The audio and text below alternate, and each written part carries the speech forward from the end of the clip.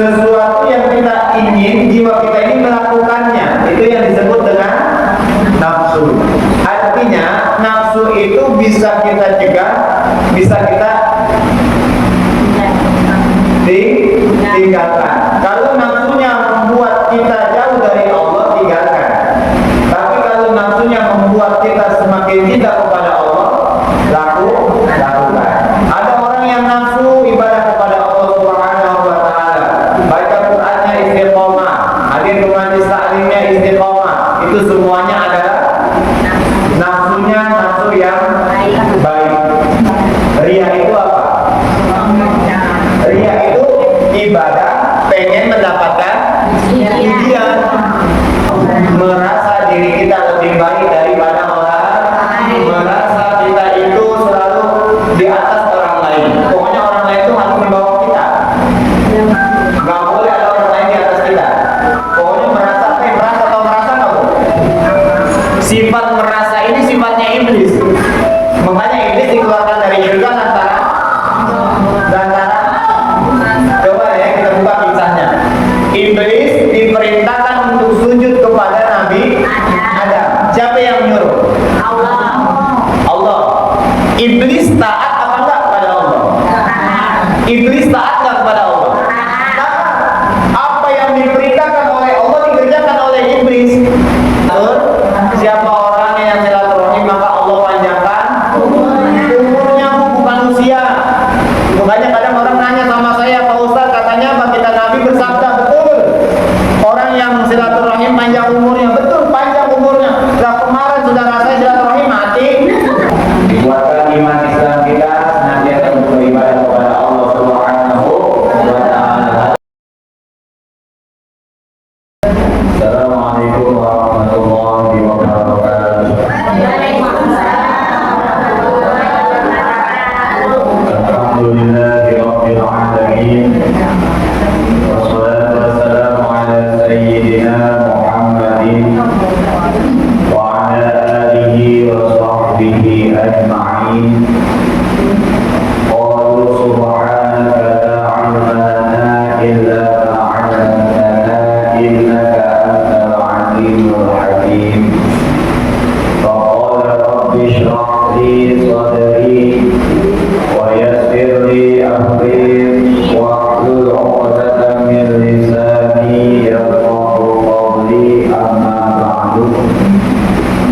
Kami hormati Ketua Majelis Taklim Musholah Al-Abrar Ibu Ani, yang kami hormati orang tua kami sesepuh Pondok Ranji, Ibu Haja Imam, Ibu RT, Ibu RW, ibu-ibu jamaah yang senantiasa istiqomah di Majelis Taklim Al-Abrar setiap hari Sabtu ba'da zuhur. Moga-moga kita semua senantiasa diberikan rahmat dari Allah Subhanahu wa taala. Syukur alhamdulillah, mari kita panjatkan kepada Allah Subhanahu wa taala. Kita masih diberikan nikmat iman, nikmat Islam, nikmat sehat jasmani dan rohani kita. Sehat semuanya Bu ya? Ciri-ciri orang sehat apa? Bisa tawa ya? Masih bisa tawa mah? Ya, berarti alhamdulillah, berarti kita masih dikasih sehat. Maka patut bersyukur kepada Allah dengan mengucap alhamdulillah rabbil alamin. Shalawat dan salam kepada baginda Nabi besar Muhammad sallallahu alaihi wasallam, kepada para keluarganya, para sahabatnya, kepada para pengikutnya yang senantiasa istiqomah dalam menjalankan sunnah-sunnahnya. Semoga kita semua nanti dikumpulkan di bawah naungan syafaat baginda Nabi besar Muhammad sallallahu alaihi wasallam. Para ibu jamaah Majelis Taklim Al-Abrar yang dirahmati Allah Subhanahu wa taala, kita mencoba hari ini membahas kitab Nashaihul Ibad karangan Syekh Imam Nawawi Al-Bandari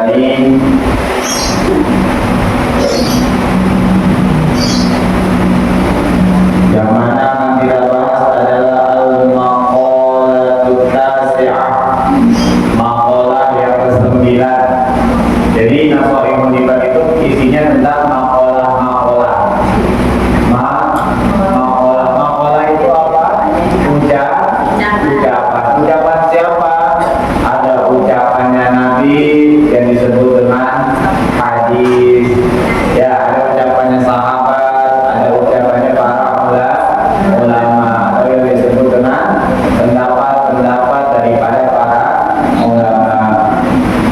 Al-maqalatu tasi'atu, ini adalah maqalah yang ke-9.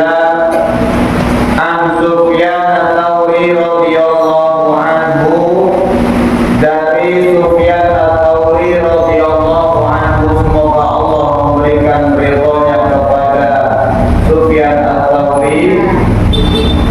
Siapa dia Sufyan Ats-Tsauri? Wa huwa Syekhul Imam Malik. Dia adalah gurunya Imam Malik. Apa yang beliau katakan? Kullu maksiatin, setiap kemaksiatan, segala kemaksiatan, an syahwatin, yang disebabkan daripada syahwat. Syahwat itu bisa disebut juga dengan hawa nafsu. Ai ishtiyaqun nafsi ila syai'. Apa itu syahwat? Keinginan untuk mengerjakan, keinginan jiwa untuk mengerjakan sesuatu itu disebut syahwat.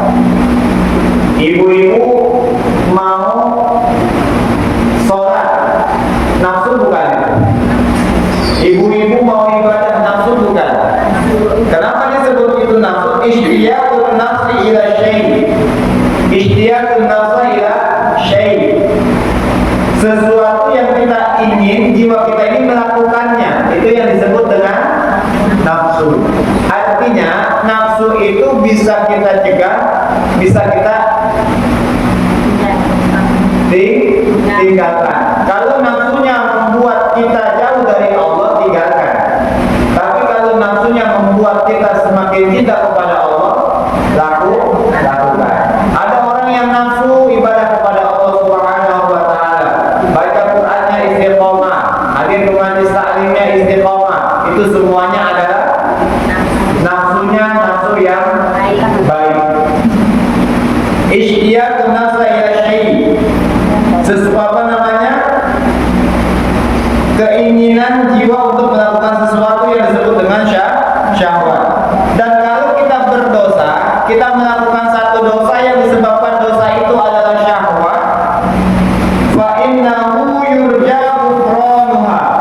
Maka dikatakan oleh Sufyan Ats-Tsauri, orang yang melakukan dosa kemaksiatan yang disebabkan daripada syahwat, kalau dia beristighfar, minta ampun kepada Allah Subhanahu wa taala, maka dosa-dosanya akan diampuni oleh Allah Subhanahu wa taala. Contohnya apa? Contohnya apa? Melakukan dosa gara-gara nafsu. Apa? Gara-gara nafsu. Bisa lagi kumpul kita tuh, lagi kumpul kan? Lagi kumpul mak-mak biasanya tuh. Rumpi bahasa apa tuh? Nah, ada yang udah nahan kan ya? Ada yang udah nahan. Sebenarnya mah gua gak mau ikutan. Ya, sebenarnya mah gua gak mau ikutan. Cuman lah karena lu mulain, nah begitu tuh bahasanya ya. Ya, kan begitu tuh. Itu kita melakukan itu karena apa? Karena nafsu. Nafsu yang bagus atau nafsu yang kurang bagus? Nafsu yang kurang bagus. Sebuah dosa bukan? Dosa. Nah, kalau kita sudah melakukan dosa yang demikian disebabkan nafsu, kita bertaubat kepada Allah, maka taubat kita diterima dan dosa kita diampuni oleh Allah Subhanahu wa taala. Lalu yang kedua, wa kullu maksiatin, dan setiap maksiat, setiap dosa, an kibrin, daripada yang disebabkan sombong. La yurja'u ghufranuha, tidak akan mendapatkan ampunan dari Allah Subhanahu wa taala. Li'anna ma'siyata iblis kana asluha, yang mana iblis itu disebabkan ia keluar dari surga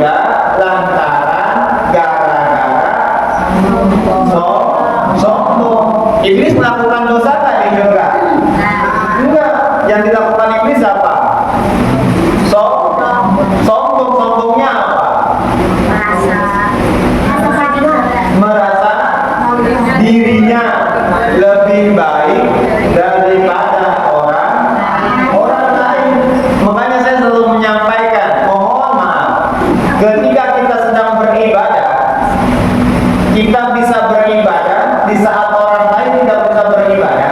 Ujian kita berbeda dengan ujian orang yang tidak beribadah.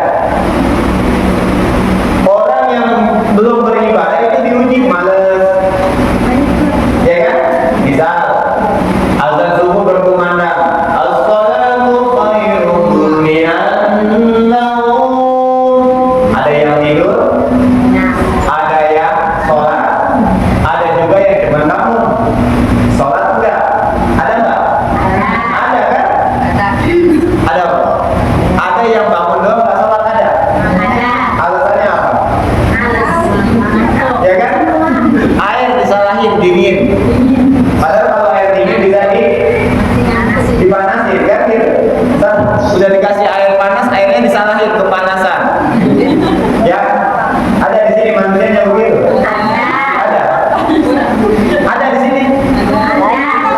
Jadi ketika itu dia ujiannya apa? Males beribadah. Dia dosanya apa? Dosa karena hawa.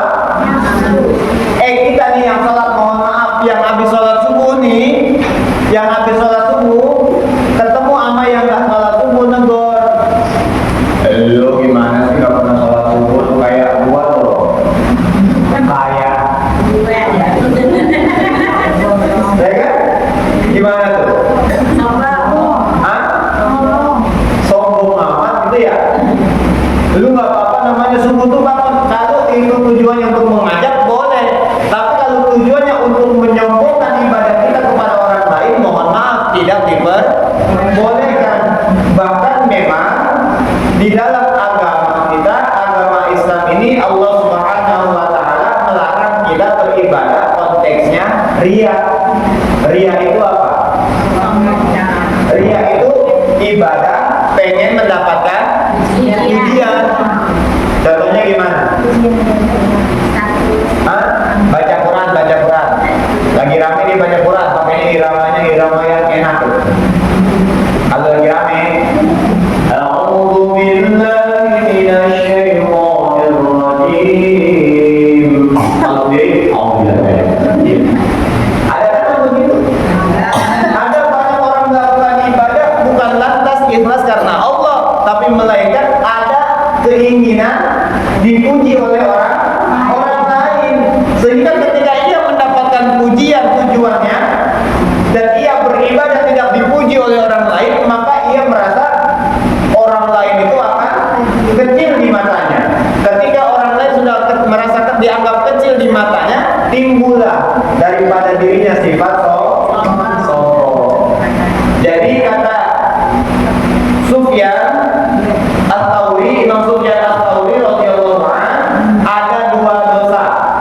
Dosa yang bisa diampuni dan dosa yang tidak mendapatkan ampunan. Dosa yang diampuni sama Allah, dosa yang disebabkan hawa nafsu. Waktu subuh kita masih ketiduran, sholat subuhnya jam 8 misal. Ibu punya anak laki-laki, bangun sholat subuh jam 8, adalah itu dosanya karena apa? Karena males itu berarti hawa nafsu. Beda sama orang yang udah bangun subuh. Ini mohon maaf nih, kalau ada orang yang begadang, anak kita begadang nih Bu. Ya, waktu itu kalau masalah pernah saya bahas. Walaupun begadangnya itu buka kitab, walaupun begadangnya itu ngaji sampai azan subuh, tapi pas sholat subuhnya dia tidur, mohon maaf, amalan ibadah yang di malam itu telah dia lakukan sia-sia. Ya kan? Menuntut ilmu wajib, mencari ilmu hukumnya, tapi sholat subuh wajib. Jadi perkara yang wajib ketemu perkara yang wajib tidak bisa dipilih salah satu, tapi dua-duanya harus dikerjakan. Jadi di dalam kitab Nasaihul Ibad yang dikatakan oleh Sufyan Ats-Tsauri radhiyallahu anhu, bahwasanya dosa yang disebabkan oleh hawa nafsu itu akan mendapatkan ampunan dari Allah Subhanahu wa Ta'ala. Mungkin lisan kita nggak sengaja ini mah ngomongin orang, ngomongin kekurangan orang, ngomongin apa namanya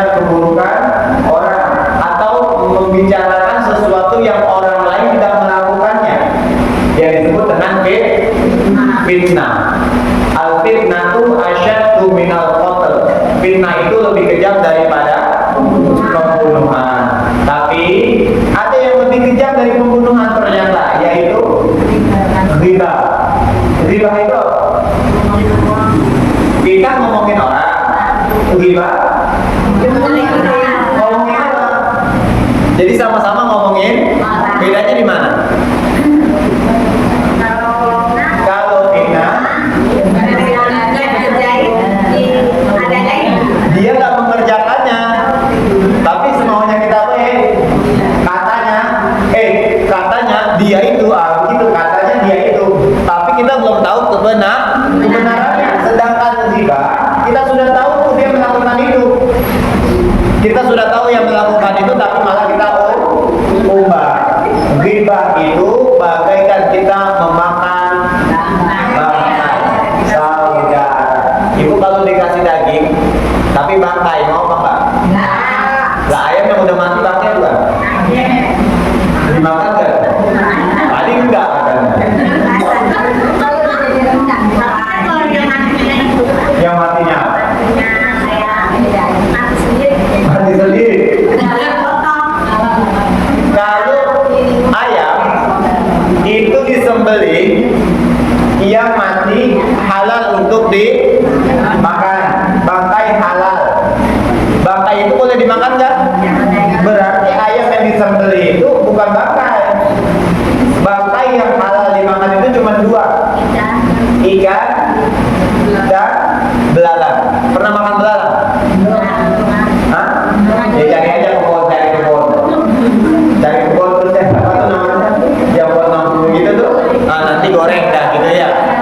Ya, dua bangkai yang boleh dimakan, bangkai ikan dan bangkai belalang. Ya, jadi kesimpulannya dalam kitab Nasrul Imam Ibadah daripada Sufyan Ats-Tsauri radhiyallahu anhu, dosa itu terbagi menjadi dua. Dosa yang disebabkan oleh hawa nafsu dan dosa yang disebabkan oleh kesombongan. Dosa yang disebabkan oleh hawa nafsu, ketika kita istighfar mohon ampun, maka kita akan mendapatkan ampunan daripada Allah Subhanahu wa taala. Namun sebaliknya, jika kita melakukan dosa disebabkan merasa diri kita lebih baik daripada orang, merasa kita itu selalu di atas orang lain. Pokoknya orang lain itu harus di bawah kita. Nggak boleh ada orang lain di atas kita. Pokoknya merasa kamu. Sifat merasa ini sifatnya iblis. Makanya iblis dikeluarkan dari surga lantaran coba ya kita buka kisahnya.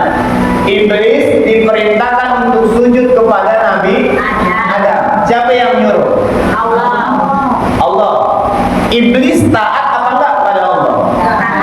Iblis taat enggak kepada Allah? Nah, apa yang diperintahkan oleh Allah dikerjakan oleh iblis. Tapi ketika perintah wa qulna lil malaikati isjudu li Adam fasajadu illa iblis, dan ketika Allah Subhanahu wa taala berfirman kepada para seluruh malaikat dan para untuk ngapain? Sujud kepada Nabi Adam alaihissalam. Semua malaikat sujud karena itu perintah Allah. Iblis nggak mau. Ditanya sama Allah, kenapa iblis tuh nggak mau sujud? Apa jawaban iblis? Aba wastakbara wa kana minal kacau nih. Minal kafirin. Ya, iblis nggak mau sujud kepada Nabi Adam. Aba wastakbar, merasa dirinya besar, merasa dirinya lebih baik daripada Nabi Adam. Dalam surat lain dikatakan iblis dikeluarkan dari surga. Ada sesuatu ucapan pendek, ucapannya tapi nggak disukai sama Allah. Ini kalau keluar dari lisan kita berarti kita masih sama dengan iblis. Apa ucapannya?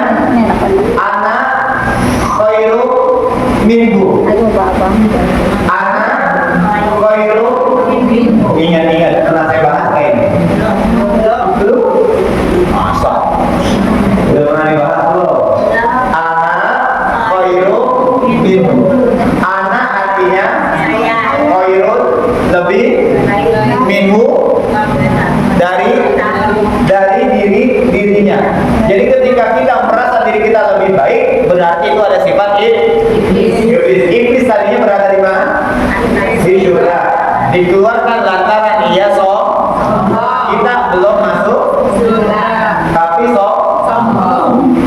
Yakin? Yakin? Dijawab apa sombongnya? Sombong. Sombong itu boleh orang kasih? Enggak. Tapi ada waktunya kita menyombongkan kepada orang yang sombong. Menyombongkan kepada orang yang sombong. Ini orang sombong, sombongin balik. Ini ada orang sombong, sombongin balik. Hah? Contohnya, sombongin balik. Orang arti sombong gimana ya? Iya kan? Orang arti aku mah kalau sombong. Nah, kalau orang sombong itu apa sih? Pertama, ketika dia ngobrol nih, diajarkan ada. Misal, Muhadi lagi ngobrol sama Bang Aca dan yang lain sebagainya, misal nih. Ya kan? Mereka itu kan nganggap Muhadi guru kan? Omongan saya itu harus didengarkan sama mereka. Tapi ketika mereka ngomong, saya bodoh amat. Itu sombong saya. Sombong nggak? Atau misalnya saya lagi ngajarin bocah nih, saya pengen ketika saya ngomong kan didengerin. Atau kita sebagai guru dah, siapa Bumi kan guru ya. Ketika guru ngomong kepada muridnya, dia pengen didengarkan. Tapi ketika muridnya ngomong ke kita dengarkan, berarti kita sombong. Ya kan? Sama ibu sama anak juga begitu. Ibu nyuruh anak nih harus didengar. Itu orang tua ngomong kamu didengerin gitu kan? Ya. Tapi ketika anak ngomong sama kita, ayo. Jadi yang sombong anak kita apa kita? Oh, terkadang sombong itu nggak sengaja. Omongan kita mau kita dengar apa? Didengerin, tapi omongan orang lain nggak mau kita dengerin. Artinya apa? Pendapat kita mau kita didengerin, tapi pendapat orang lain nggak mau kita dengar. Itu ciri orang yang sombong. Ya kan? Nah, orang yang macam demikian baru bisa dikatakan sombong. Kenapa? Karena ia tidak bisa menerima pendapat orang lain.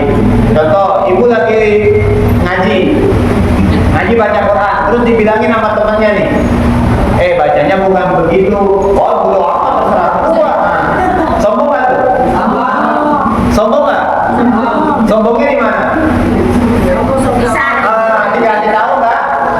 Tapi kadang-kadang itu kata-kata itu keluarnya dari orang yang dibenerin. Paham nggak? Ada orang baca Quran, si A lagi baca Quran nih, si B kebenerin. Maaf, bacaannya bukan begitu. Sombong amat tuh. Ya kan?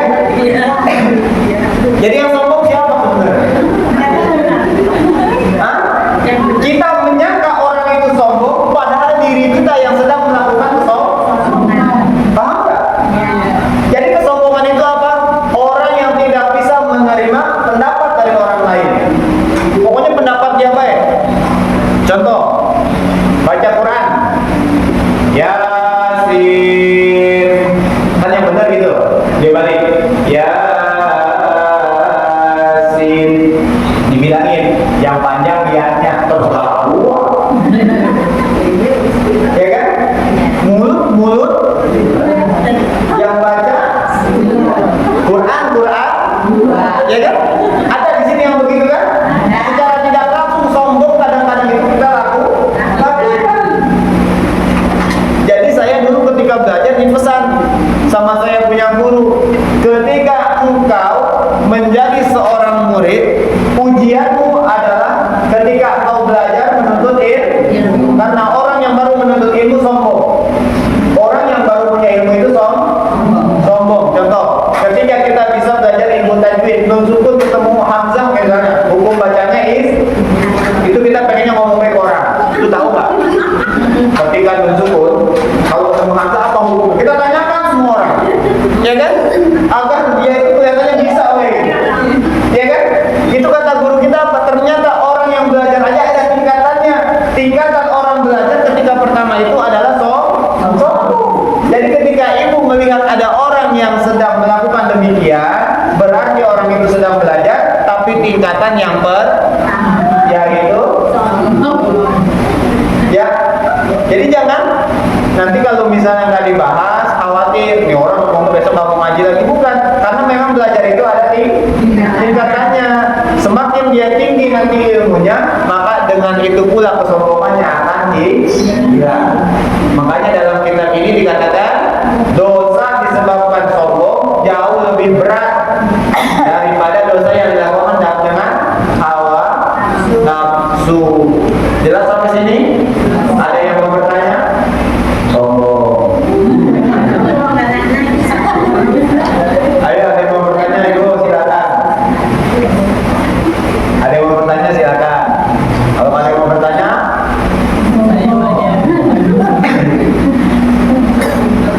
silakan. Jadi paham ya? Dikatakan oleh Sufyan Ats-Tsauri bahwasanya dosa itu terbagi menjadi ada dosa yang disebabkan hawa, ada dosa yang disebabkan dosa yang disebabkan hawa nafsu dapat mendapatkan ampunan dari Allah kalau dia bertaubat. Dosa yang disebabkan sombong itu tidak mendapatkan karena dosa itu adalah dosa yang dilakukan oleh iblis yang tadinya di surga dikeluarkan oleh Allah dari surga. Semoga dijauhkan semua kita daripada sifat sombong, sehingga kita semua menjadi hamba-hambanya Allah yang senantiasa beribadah. Tujuannya adalah ikhlas mengharap ridho Allah Subhanahu wa Ta'ala. Ada yang mau nanya, monggo silakan. Nanya, kalau nggak main-main di rumah itu sombong nggak? Nggak main? Main-main di rumah aja di dalam. Sombong nggak? Kalau di kampungan saya, waktu saya kecil itu kalau nggak mau main di kampung, sombong amat orang komplek begitu. Ya, ketika kita nggak main itu bukan berarti kita nggak sombong, bukan. Oh, pertama, apa tujuannya kita nggak keluar rumah? Sombong. Apa tujuannya kita nggak keluar rumah? Menghindari ghibah. Sama kita di rumah lebih baik mana? Kalau di rumahnya dia tetap ghibah sama suaminya sama lain.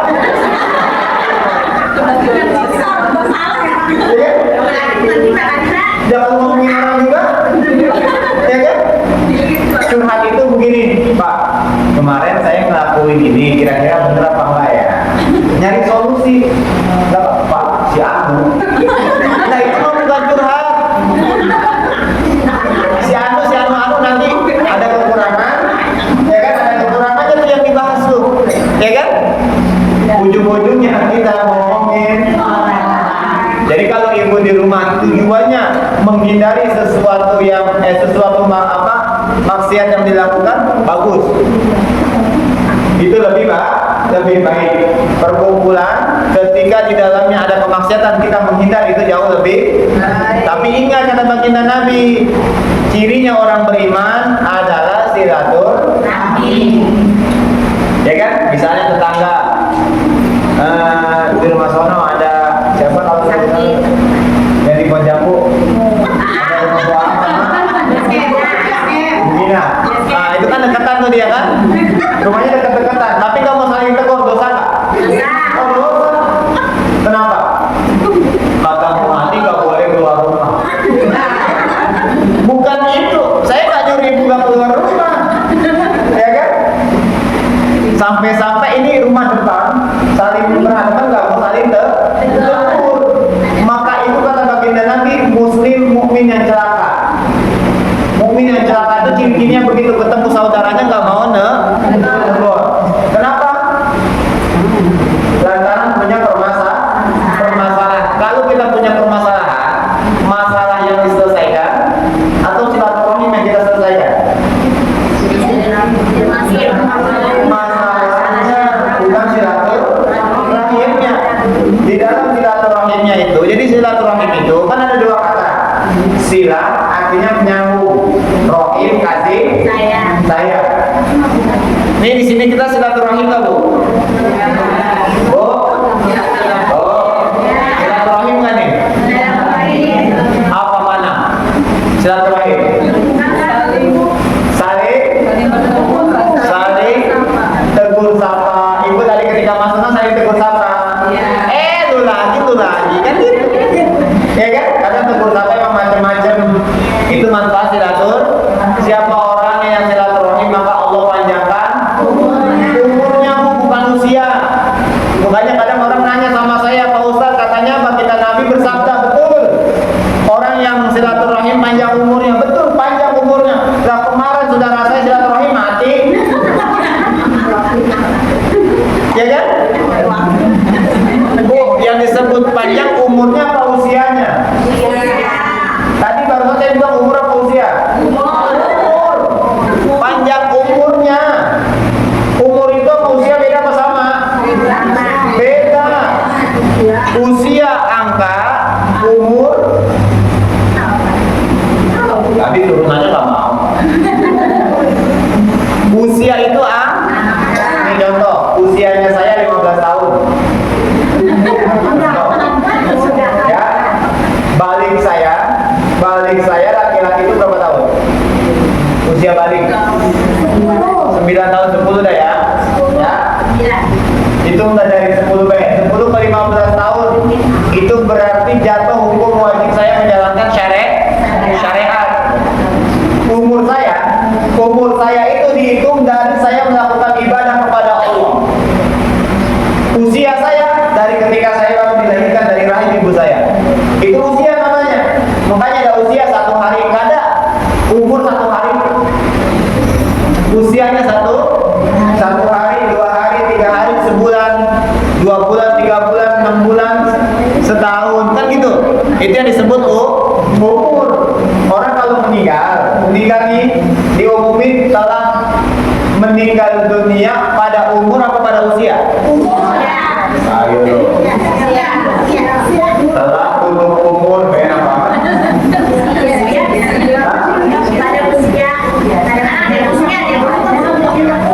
Telah berpulang rahmatullah bulan bin bulan pada usia apa umur? Kenapa? Usia angkanya. Karena yang disebutkan baginda Nabi umur. Siapa yang silaturahim akan dipanjangkan umurnya. Disambung lagi sama hadisnya. Khairun nas, sebaik-baiknya manusia, man tola umruhu, siapa panjang umurnya, wa hasuna amaluhu, baik juga tingkah lakunya. Syarrun nas, seburuk-buruknya manusia, man tola umruhu, panjang umurnya, wa sa'a amaluhu, dia jelek tingkah. Ada mohon maaf nih, ada ibu-ibu apa namanya usianya sudah lanjut tapi masih demen ke majlis tak? Maka itu menjadi umur yang Pak. Panjang umur dengan tadi kan sudah saya baca umurnya panjang, baik perbuatan. Baik perbuatannya di mana caranya? Lihat dia adanya di mana. Ya, ada di pengajian berarti tempat baik apa bukan? Tempat baik berarti orang itu menggunakan umurnya untuk hal-hal yang itu umur namanya tuh. Kalau kita ke anak-anak ini Pak, sama ibu saya kan, dia kan di masjid sini nih yang taruhlah dia udah ngaji, tapi saya disuruh ngaji, tapi kan barengan sama masjid ini hari Minggu, tapi dia setiap saya kesana pasti nanya, tunggu katanya jangan sampai itu ya, lebih ngaji sono biar ngaji lagi jelas Pak, pernah kita kecil belum jadi. Oh iya gini. Bagaimana tuh Pak? Kalau misalnya kita Ketika orang tua kita meninggal, tapi belum kasih iya ada. dulu.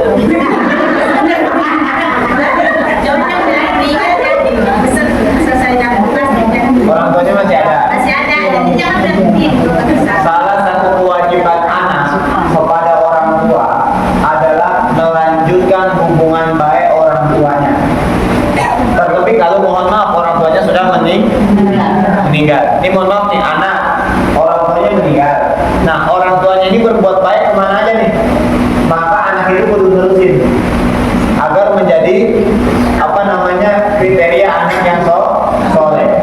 Jangan sampai naudzubillah orang tuanya baik, apa namanya sudah melakukan hubungan yang baik sama keluarganya baik, tapi ketika orang tuanya meninggal putus obor, banyak tuh kejadian. Ya kan? Mengapa demikian? Tanamkan ke jiwa anak, anak adalah penurut orang. Jelas nggak? Gimana kalau misalnya kamu mengharapkan jangan putusin silaturahim? Nah, ketika silaturahim itu hukumnya apa? Hukum silaturahim. Nah itu. Sunnah muakkad, sama sholat wajib, sama bilang sunnah. Jadi apa? Silaturahim itu boleh silaturahim, tapi jadwalnya ngaji. Gimana caranya? Silaturahim kudu, ngaji juga kudu. Itu sama-sama pengajian ya? Dia sama-sama pengajian Pak, jadi sekarang dia masuk di ada rumah. Jadi katanya begini, minggu ini lu ke sono, minggu ini lu ke sono, begitu dia minggunya nggak betul. Oh, jadi selang-seling. Nah, itu bagus nggak apa-apa. Sono nggak kerjain di sini Pak. Ya, khawatir. Kalau ibu kesini aja, silaturahim ke sana putus kan gitu. Ada juga yang sistem. Ibu datang awal, ntar pertengahan loncat. Ada juga yang begitu, ya kan? Ada. Ya kayak saya kan kalau lagi undangannya berbarengan gitu kan, kayak waktu kapan ngisi acara di Kampung Gunung langsung loncat lagi. Agar apa? Agar silaturahimnya tetap terjaga. Ya Bu ya. Ibu hari ini ya, minggu ini di sini, minggu ini di sana boleh. Atau sistem yang kedua, ibu ikut yasinannya, habis yasinan, saya duluan ya nyambung ke sana, boleh. Oh gitu mama lu. Ya berarti yang kedua